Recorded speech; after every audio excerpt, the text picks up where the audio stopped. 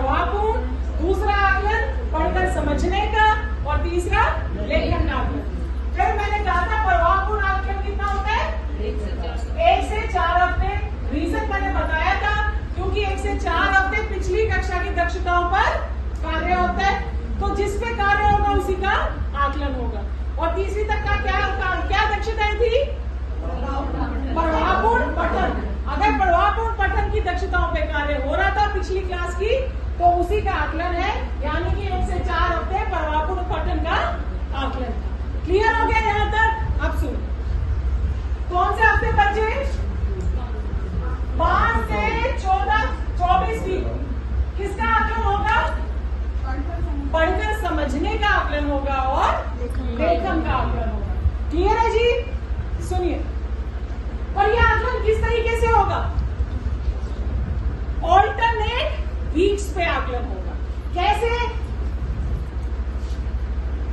5th week किसका आकलन होगा? पढ़कर समझने का आकलन। 6th वीक कौन सा आकलन होगा? लेखन का आकलन। 7 पढ़कर समझने का, 8 लेखन का, 9 पढ़कर समझने का, 10 लेखन का, 11वां छोड़ दो, 12 पठन, 13वें वीक में लेखन, फिर 14 वीक में पठन पे आकलन, 15 पे लेखन, 16 पे पढ़कर समझने का, और 17 पे लेखन का आकलन, और उसके बाद 18 पे पढ़कर समझने का आकलन, और 19 पे लेखन का आकलन। 20 को छोड़ना है। बताओगे क्यों? 21 में पढ़कर समझने का आकलन, 22 में लेखन का आकलन, और 23 में,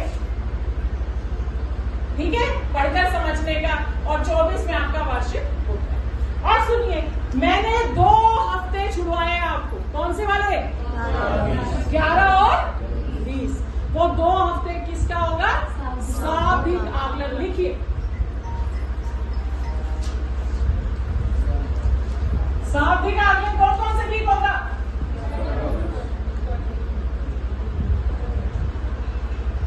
कितनी बार होते हैं?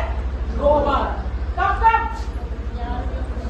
11th वीक में और 20th वीक, 20वें और 11वें हफ्ते। ठीक है जी। साप्ताहिक का मतलब क्या होता है? नाम से क्लियर है, एक समय सीमा के बाद जो आकलन किया जाता है उसको क्या कहते हैं? साप्ताहिक आकलन, और इंग्लिश में कहेंगे पीरियोडिक असेसमेंट। और मार्च में